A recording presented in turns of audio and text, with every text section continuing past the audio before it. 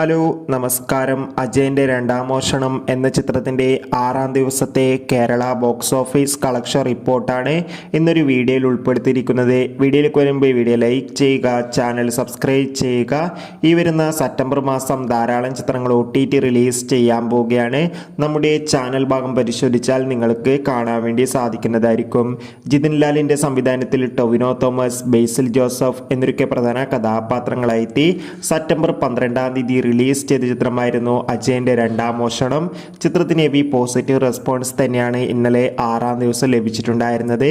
ഇന്നലെ 6ാം ദിവസവും ചിത്രത്തിന് മികച്ചൊരു ബുക്കിംഗ് തന്നെയായിരുന്നു നടന്നത്. അതുകൊണ്ട് തന്നെ കേരളത്തിൽ നിന്ന് മാത്രം ഏകദേശം 2 കോടിക്കടുത്ത് കളക്ഷൻ ലഭിക്കുമെന്നാണ് ട്രാക്കിംഗ് റിപ്പോർട്ടുകൾ സൂചിപ്പിക്കുന്നത്.